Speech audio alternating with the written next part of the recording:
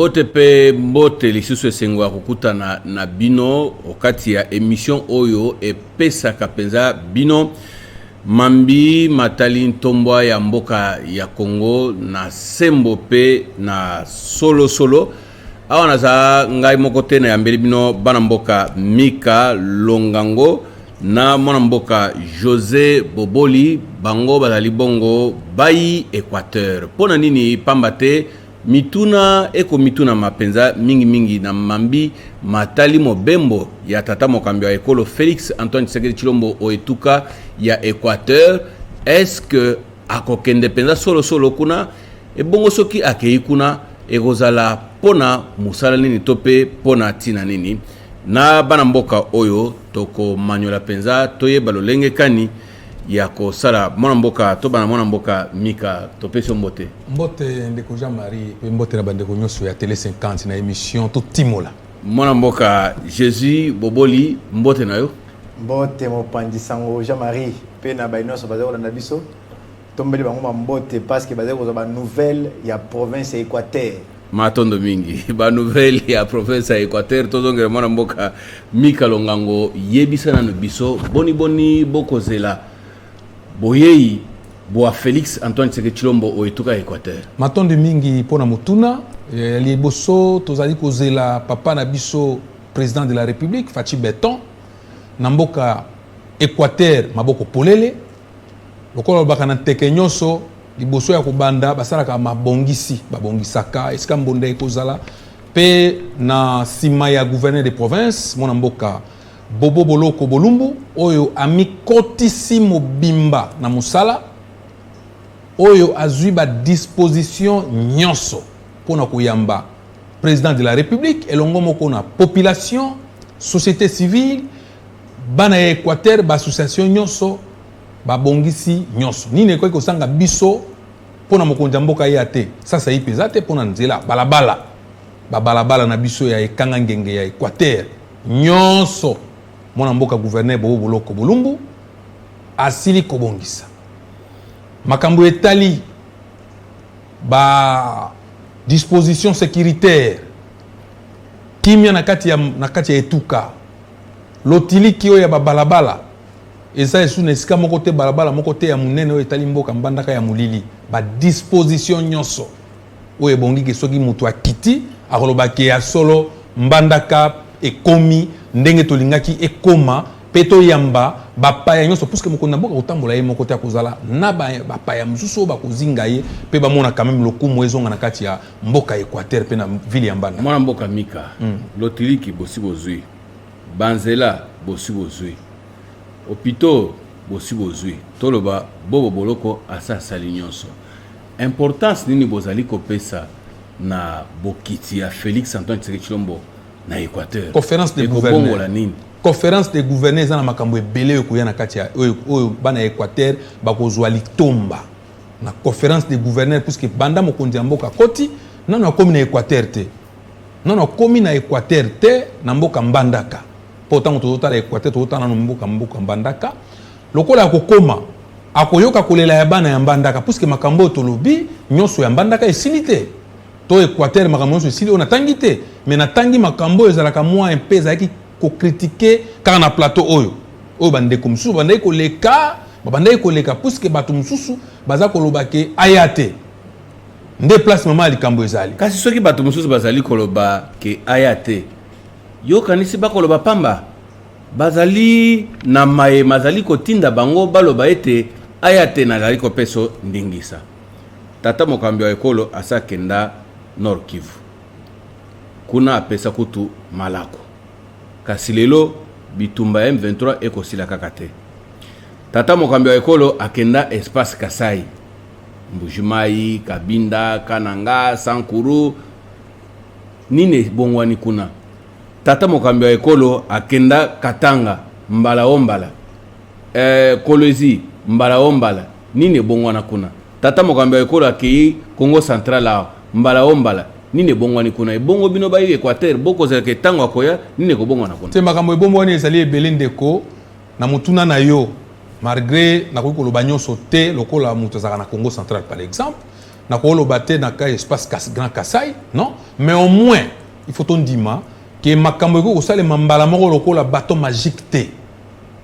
Progressivement, papa Mokondi Fachi Beton, azako leka, pe oyo azako kuta, oyo ezalaka, azape ko bakisa. Pamba te to ko baté que lokola azako leka, nyonso zali kaka loko zo sale matin mais to yebi ete ezako salema. Kasi moi mi katano zaki na Congo, oyebi ke ya kuta ki pe makambo mususu, oyo azako luka ke a régulariser yango. To ko bitumba loko ya est tango to lobi.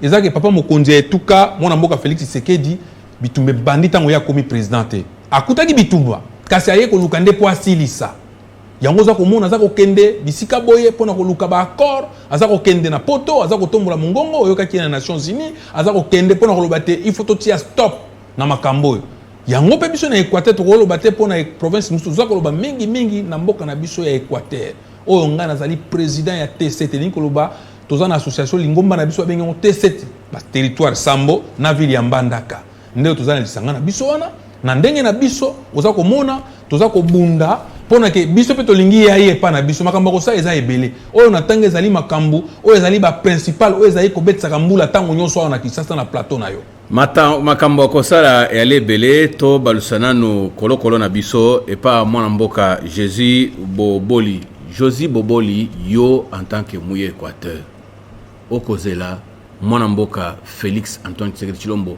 aya na Équateur pona nini? Papa Jean-Marie, c'est un motuna na yo. Parce que lokola jeune, obi na ba circonstances mingi zalaka, neti na monorambo kaso bara ekalela. C'est-à-dire que avant bobima na fête, ils ont un endroit approprié pour la répétition. Après avoir répété, on se rend compte que ce que tu as commis, ça va, tu bima devant Batou, c'est derrière moi. Donc, le gouverneur et la province, a sali, parce que l'Obama qui m'a mingi, ça ne va pas, le gouverneur a salate, mais mon konzambo il n'y a pas en fait un éclairage public. C'est-à-dire, l'Obama qui m'a mingi. Vous voyez, au bout du temps, nous avons précisé que le leader et la jeune. Tant que M. Salim Baliboso apparaître dans l'émission de Papa Jean-Marie, le leader et la jeune. Et je ne vous parle pas d'Andenge à moi Mayoto. Ça dit na Bilenge oyo zaleli leader. Bako zalanini na boye itope bokoni ya Félix Tshisekedi na Équateur. Mwana mboka Félix Antoine Tshilombo. Koya na ye ezali attendu dans le sens que ban Équateur balobi que non, ça fait suffisamment un temps depuis que le président est élu président a comme non na sol ya ban Équateur té. Ça c'est la première des choses. De deux, nous avons aussi un problème. Il faut quitter à résoudre yango. Ndakisa. L'Otilik son excellence gouverneur de la province a éclairage public. Mais à un certain moment, il y a moyen à bord de la province et c'est beaucoup plus limité. Alors, il faut que kita. Tant que kita, c'est là bien. Tant que kita. Bana ya Équateur, bako exprimer volonté na bango et pas à mon konzamboka. Yo ebele à ba volonté au bana mboka basi ba exprimer pas mon konzamboka. Et puis ils ont réalisé. Non, je ne crois pas na cas ya Équateur awawa. To senga ki papa mon konzamboka gouverneur de province bobo. Siko pona ni bino bolingi kaka aya na Équateur. Soki aya na Équateur te nde Équateur etiki kozala etuka ya Congo to ndenge nini? Équateur etika kozala etuka Congo te, Équateur kozala Équateur. Oyebi déplacement ya mokonzi oye kutaka en terme ya mbongo ya misolo. Non. Wana papa mokonzi mboka azana mboka na ye. Il faut to préciser makambo. Azo kena étranger te. Et puis, quand on est étranger, on a résoudre le Congo. Mais awawa, azana province, c'est-à-dire mon corps est province où ils ont géré. Et ça n'a pas sapé yambaye, ndenga bandeko katanga bayambaye, ndenga bandeko grand conseil bayambaye. Bon milengeli ndenge ni na Équateur pona ko yambaye. OK, ba précautions ali tellement prise. Ndakisa. Ezaki maintenant, il faudrait avoir peut-être le quoi ba ikamba route. Et ça allait poser problème. Mais présentement là, le quoi la grand frère Koulouta Lobi que Banzela, il n'y a plus de problème. Toutes les routes asphaltées, et je vous dis dans des conditions très normales. toutes les routes au bien. Je le précise bien. Toutes les routes à Équateur tombandaka. Ville ya Mbandaka banzela nyoso ya déjà asphalté. Olobi bien. Mbandaka banzela nyoso ya déjà asphalté. Wana maloba na yo. S'il vous plaît. Nalobi bien que ville ya Mbandaka ezali miroir ya Équateur. Banzela nyoso eza asphalté. Banzela nyoso. OK. Ya Mbandaka data na nzela moko mabelete. Na ba grand tronçon wana, hein, okuta ba éclairage public. Et bien entendu avant na ba 2014, ba 2013, on ne pouvait pas même sessionner pendant la nuit ba 21 à 22 heures parce qu'on avait peur. Actuellement là, on va circuler sans quoi, sans problème. Ozaka na maloba Josie Boboli. Oyebi ba Français baloba va trafamé na point d'oreille. Yo kansi lotiliki ko bongisa nzela yangonde ba Équateur ba kolia po bazwa makasi ya koyamba tata mokwambia ekolo to pendenge nini. Normalement, même dans les pays où ils ont développé. Bon. Moi, na pesa oba peut-être ba casquette, monsieur, parce que je suis aussi un assistant à l'université. Même dans les pays où ils ont développé, ces pays ne cessent pas à travailler. Ces pays continuent à travailler. Alors, si ces grands pays-là qui se disent être développés, ils ont travaillé, a fortiori, le Congo, encore que l'Équateur. C'est-à-dire que... Scandale géologique. Moi, j'ai l'impression que et résoudre Makambo Ebele. Et qu'on résoudre Makambo Ebele tant soit peu. Et qu'on résoudre Makambo Ebele, Bilenge à Équateur, Bakongala, Pona Koyamba, Félix Antoine Tshisekedi Tshilombo Lokola Tata Mokambi ya Ekolo. Bakende pe koyebisa maye bazali na mango pona ntombo ya Équateur. Kasi yebisa na biso Équateur. Équateur et tout kamoko ya makambo. Équateur olie batu basangana pona koyokana Équateur obeli bobendani. Bolingi nini tata mokambo eko tango akoya pe abenda Bemba abendi Gilwando abendi nani oyo mususu bazali ebele. Allez, abengi busa alobite boya bosangana tope bino moko nanu bokoki kolakisa kimukolo na bino pona kopesa pe ningisa na bilenge bayaba kolanda bino basangana pona ntombo ya Équateur nini penza bowelelaka na Équateur. Bon, merci d'abord pour la question. Pour nous préciser bien, autant que nous avons un grand leader, il y a un grand Équateur de membres. Pour ceux qui ont vu Équateur, il y a moko. Oh, bah, yo bon, puisque depuis Bakabolimbo, Bakaboli, la province, tant autant déjà Nord Ubangi, autant wana, autant ya Sud Ubangi, je crois en Équateur autant guité. Dans le sens il y a deux membres. Équateur n'est pas qui moko. José Makila Soumanda. Non, on a Nord Ubangi, Sud Ubangi pezali bon. Totiki na no pembeni. Pour dire que na Équateur, si quoi présentement, to bande ko le kana plateau mingi pona ko lo makambo ya mobulu. Bitumba, et c'est Silito Batobayoka. Non, mais politique, tant que politique est existé, les politiciens sont non, dans le sens que dans tango politique est kozala, mutuna mutaza ko lukazala leader nangambo na yewe azolinga ya koma boy. Tant que toza ko kendeka na politique, on a pas aussi la tête pour même na Kinshasa, même na wapi ezali. Mais ezali beaucoup plus important pour le moment, ezake Kimi ezali.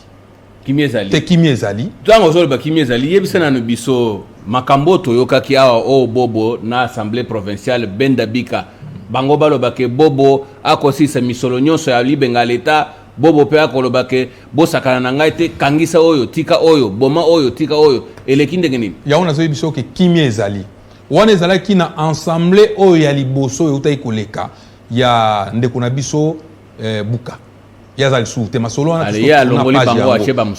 Non, gouverneur a longoli mutute. Gouverneur a koki kokoma justice te. Azali musika ya makambo wana ya kolongola. Non, a ko influencer comment? Ko influencer comment? Non, yango moni ba discours oyo esalaki ke ebomisa liboso. Lelo batu ba comprendre depuis installation ya bureau définitif oyo ezali ko tambama na maman Marie-Josée Molebo. Na ba député oyo ba comprendre oyo bazalaki na bazali ko tambola liboso mopanzi na kanisi basi bazongi na kati ensemble omoni ke bazalaki G13 G7 discours ya G13 G7 et sila lelo ezali wana bazongi na libenga bobote non yango na ningi na préciser lelo ezali esengwa bolekaki na plateau liboso turbulence et puis lelo bozonga boye pona koloba ke ensemble na exécutif mutura mutaza osa musa na ye bitumba ezalité ko soit na lisusu ezalité lelo bango so batali na même direction misolo miko bunga lisusu te non misolo IGF azayesu na musala ko sala kuna te mais banda to loba makambo ya IGF eza ko sala musa na ye mais soki azio na mbeba tia kanga yo be pamba soki IGF azio na likambo te a inventé non bandeko baza ko lekana ba discours wana batikala na soni pamba te état de droit oyo mona mboka Félix Tshisekedi Tshilombo aza ko tombola yango liboso na mokili eza ko sakana te tango toza ko mona bato baza ko kota na boloko ye moko papa mokonzi alobaki fo ba maloko ezala alobaki yango pona maloko yango eza na nani mais ezo bozo maloko yango eza na nani Vital Kamerhe Libanda Etienne Longondo Libanda nani mususu mais soki aza Libanda puisque juge bazuzi batu ya bacour oyo baza kozwa même influence ya mutu mais oui puisque ba juge bango tangela kombo ya mutu moko so yoki ke IGF akangaki ye na moyibi ya misolo oza na boloko non mais soki IGF akangi bakei kosala musala na bango et puis oyeba ke liberté pe liberté nyonso ezali wana oyebi ba liberté ndeko oyebi liberté provisoire pe ezali kotindama na kati ya mibeko nde nalobi te lokola bango nyonso babimi balobi bakosela bango makambo seke tolobake na mboka na biso bayibaka su misolo ya leta non nakokota penza etondi penza meke na mabenga leta non wana nga nakokota bozindo ya na makanisi ya mutuna wana te pamba te nazali juge te ngape na sala na courte mais au moins oyo eza komonana ba juge soki ba moni ke ndeko oyo azana mbeba ndeko mika oyo aza koloba na yo azana mbeba ba juge bango moko bakosambisa yo sima ya kosambisa bakotimula bakosenga balokasa ya kotala ba preuve songolo pakala tango bakomona ba preuve wana o babenga matériel pona bato baza kosala bato basambisaka soki ba moni ke ya solo okatela ki ba okatela etumbu na soki babeki mbula zomi na mbula zomi wana ngenge toko mona kaka na mbula zomi ndeko kaka tomoni ete baenyoso balobaki ke bayibaki misolo o bakangaki baza Libanda et surtout tomitunaka toujours toyeba misolo wana oyo bayibaki lolenge IGF alobaki est-ce que basi bazongisa ngo na mabenga leta topé ese kabwamaki na ndenga okoyibe bele boyolia yo moko te kawela penga ndambu pesanga pe ndamu likambo ngo tosisango ndeko Jean-Marie okomona na ndenge bandeko nyonso baza Libanda okomona tina ya moko aza Libanda liberté provisoire liberté provisoire liberté provisoire mais c'est ça liberté provisoire wana ele koloba te ke liberté provisoire mais simana yango maladi nyonso babandai kobela lerka babimi prison malade sili mais oui yebi prison zaska merci beaucoup ndeko Jésus Boboli yebisa na biso Équateur insécurité kokote la batu na ndako mabe soki mbandaka ya liboye bongo bikoro ekozala ndengeni ebongo ingende ekozala ndengeni awa sikoyo bozali kobenga tata mokonzi ya ekolo est-ce que bosi bosilisi mambi matali insécurité na Équateur ndeko Jean-Marie na préciser muke avant na peso réponse à likambo insécurité moi préciser muke en fait na sebelaka mingi na discours à papa mokonzi ya mboka lorsqu'il prône sur l'état des droits en fait l'état des droits se distingue avec ce que les autres croient na majorité na légalité. J'ai pu lui mettre un article là-dessus. La majorité veut à ce que vous allez ébélé, tandis que la légalité veut à ce que la conformité des textes.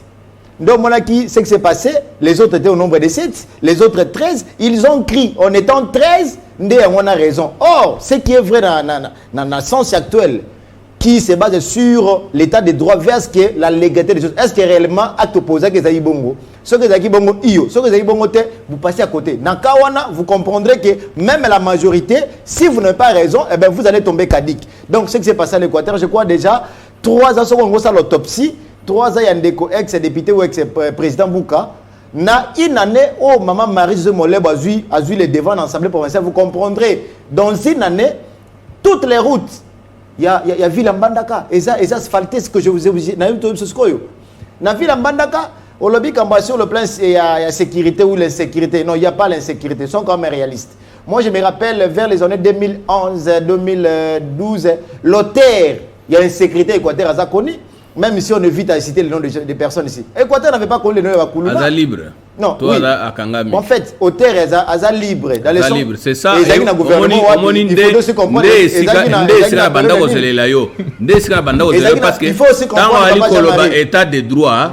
Ngana yo quelle signification état de droit et pas fait Etienne Tshisekedi. Na bomwana nga andimola ngo penza lobi ezali état oyo mibeko bazali ko tosa yango pa ya mutu nyonso sans exception. Kasi lenge kani yo koki kotangela nga kombo mutu abanda ko tia insécurité lelo yo azali libre. Donc l'état des droits ezali makasi te. Non, na CP ne logo na les grands, notre coco, le PP, que son âme repose en paix. Lorsqu'il prenait sur ces concepts, en fait, il n'était pas dans le bâton et à commandement. Et Dieu merci. C'est pourquoi je vous ai dit, Naba 2011, vous comprenez, je ne vais pas citer le nom des gens. Nous étions dans quel type de république? Eh bien, qui sont ceux-là? Oh, bah, commanditaire qui m'accam. C'est ainsi que, sans ces mêmes Yakoulou, Néo-Côte en Équateur. On connaît pas cette qui sont ceux-là? Oh, bah, ça qui m'accam. Qui sont ceux-là qui sont là? Oh, bah, ça li kokoka.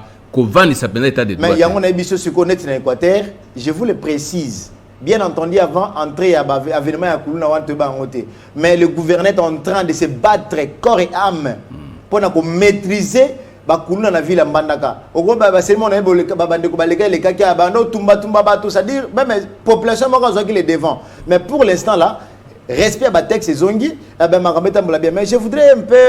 Ah bon, rester à Batex et Zongi, Banzetenyo, il y a forêt équatoriale, aussi là. Molunge matima kasi po banzete zali ko koleka na Kinshasa. Monsieur zali koleka na mai, monsieur zali ko zeka na ba mitu ya remorque. Plateau oyo, il y a eu des jeunes l'autre fois. Et jusqu'à peut-être présent continue à faire les ce que moi j'appelle les mouvements. Bien entendu, avant ces mêmes jeunes ba une mauvaise image, il y a ternir image de l'Équateur. Mais présentement là, le même jeune voulait peut-être pas les compter, mais heureusement que c'est moi qui vous parle là. Les gens peut-être nous disent, les gens parlent que non, vous soutenez le gouverneur Bobo. Mais s'il vous plaît, ils sont comme réalistes. Aviez-vous déjà vu dans plateau no awa, motomoko soutenera Bobo bandiko finga batu? Je ne crois pas. Parce que moi, je peux citer même si je prends le cas, il y a grand frère Nangaï Moko Boye. Si le nom m'arrive à la tête. Oui, non, excusez. Non, il y a grand frère Nangaï Moko Boye, grand frère Nangaï Ilangila. L'autre fois, il est passé par ici, l'autre fois, en train d'inciter le gouverneur Bobo. Mais il s'est dit de ne pas être Bobo pendant qu'il était pro-Bobo. Parce qu'il a vu que ses intérêts ne sont pas sécurisés. C'est là la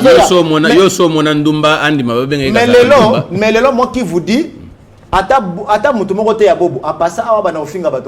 et de l'autre cas, ce qui a un problème entre peut-être l'amour, pardon, disons, Bemba, Giluando, IDPS. Est-ce que logique à IDPS, logique il y a peut-être il y a Bemba, il y a Giluando, et qu'on va affecter réellement les non-avancements de la province d'Équateur? Je ne pense pas. Et qui va affecter ceux qui bananda Kubazali Koyo Kanate? Mais moi je vous dis jusqu'à présent, je n'ai jamais vu là où il y a un problème. S'il y a un problème dans le sens, ça va être individu. Là, c'est que normal. Mais surtout que en fait, l'Ilobalanga Souka Zalibo. J'avais appris Ndeko Moko parce que j'ai même dit mal le local Barakibo. Azaso Ipe Moko Bako fondateur IDPS Ndeko Robert Nkumu. Avec une sortie médiatique erronée en train de dire que non. Et il interdit même. Mon Konzambo Kakoya na Équateur était. Oh, j'étais surpris. Et surtout qu'il est l'un des Bikoro. Je me disais, si réellement Papa Robert Nkumu était l'un des Bikoro et qu'il voulait que la province de l'Équateur la démocratie et la liberté de penser et liberté d'expression, c'est ça la démocratie. Surtout que dans nos bases mon Konzamboka, pour le moment, je vous le précise, popularité dans mon Équateur, et ça, un grand effort bâti par le gouverneur Bobo. Donc, papa Robert, ça n'a aucun sens. Vraiment, c'est un pamphlet qui n'a pas... C'est un pamphlet. Quand je dis c'est un pamphlet, parce que ça n'apporte rien à la province. Ça n'apporte rien à la province. Merci. Moi, Mboka Mika Lokango, tokomi na soka émission. Est-ce que ça loba suka ya tokata? Pona kosukisa tokoyebisa na bato baza kolanda biso. Ndenge ndeko auti koloba pe koyebisa na bato nyonso te tozali déterminé toza kozela mokonzi ya mboka papa mokonzi ya mboka yaka na Équateur tomona pe yo kuna ezali bana na yo soki baza kolela omonaki société civile eleka bato baza ko continuer ti kozwa ba avion pona ko réclamer puisque bato batelemi bato bafandi baza na besoin ba mona papa aya po basepela baloba ke tomoni papa ye nzala esili et puis ko remercier gouverneur de province parce que to ko remercier kana ba téléphone te il faut to remercier na nzela ya bitando etnene bitando ikelo kwa to zaboye na ba effort o ya sali merci ko remercier pe présidente et assemblée provinciale pour na harmonie pe na avancement lelo province Équateur et komi kimia kuluna baza kozala lisusu ndenge bazalaki te kimia ekoti babalabala okiti na aéroport okoti na centre ville kitoko okebi esika nyonso vraiment coup de chapeau wumela papa. Coup de chapeau pe merci yangai na kopesa yango na bino balandi ya émission oyo bo sepelaka nango makasi to timola bikuka nango ezali polele pona mutu nyonso oyo azali na makanisi ya kokabola pona mboka na biso. Mae mabimi na bandeko na ngai Mike Longango pe Jésus Bobo ezali parole d'évangile te esika ozali pe soko moni ete okoki pe koya koloba oyo yebi lokola vérité bikuka ezali polele to koyamba yo botika na malamu.